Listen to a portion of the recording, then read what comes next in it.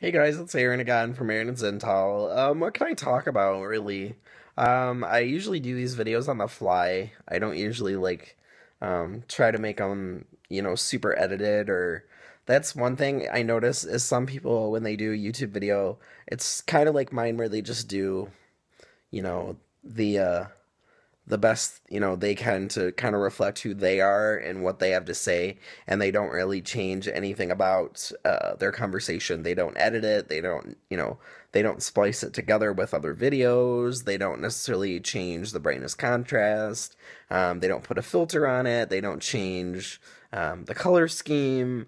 It's just them. It's raw. It's them, bare bones. That's something that I find very endearing and I want to try to emulate in my videos. Is that, if I can take a video with my iPhone and I can make myself look the way I do, without changing anything, then I'm going to, because, I want you to see the real me, even though this is a video and you're sitting at a computer watching it and you don't know me personally. Hopefully, by watching my videos, you can get a sense of who I am and what I'm about. And if you like what I have to say, I hope that you will subscribe, and I hope that you will comment, and I hope that you will tell your friends about it so they can come to my channel and they can watch me too, especially if your friends and you find some of the things I talk about to be enlightening or special or maybe just funny. Maybe maybe you come here to laugh at the things I say, or you laugh at how bad my videos are. Either way, any type of activity, any type of viewing, even if it's to say how horrible of a person I am and how much I suck, it's still viewership. So even if you hate my guts, please keep coming back and please keep watching my videos.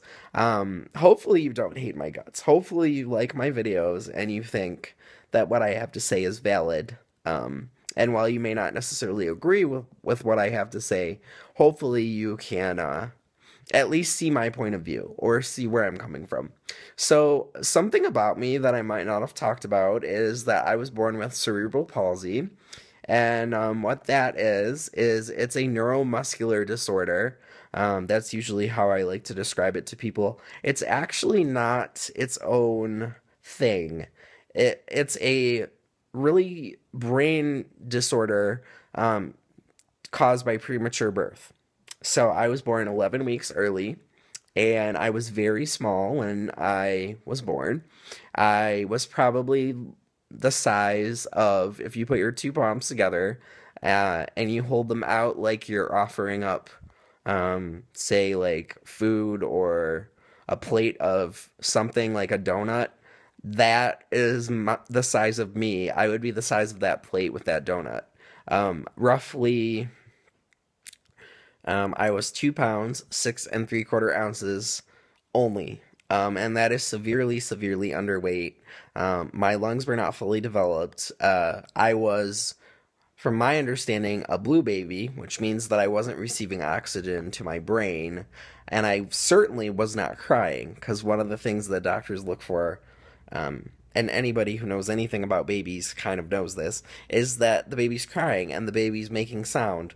Um, the baby doesn't have language yet, so the baby's only form of communication is to be like, oh my god, what just happened to me? I'm gonna cry about it because that's all I know how to do.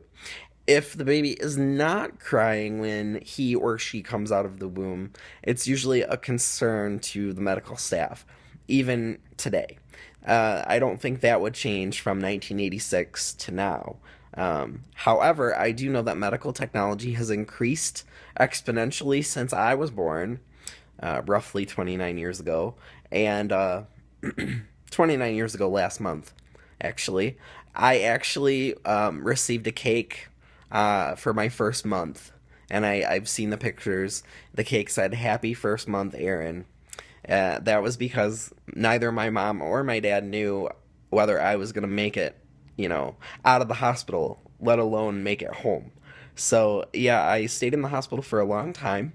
And when I was finally let go from the hospital, I went home on oxygen.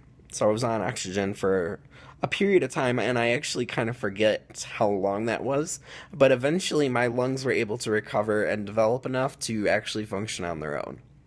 The strange part is I wasn't actually diagnosed with cerebral palsy until around the time I started to try to walk.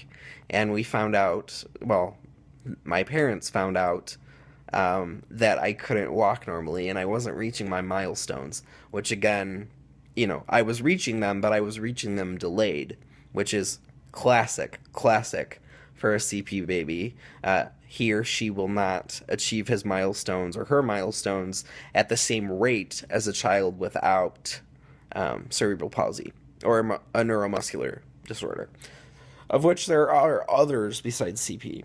But that's my 2 cents about me. Maybe that's something you didn't know, and hopefully now you want to know more. So come on back, and my hand keeps getting in the way of the lens. I apologize.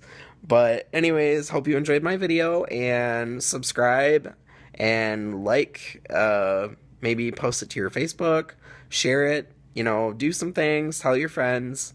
Again, I'm Eirinn, and this is Eirinn'sIntel. Thanks, guys.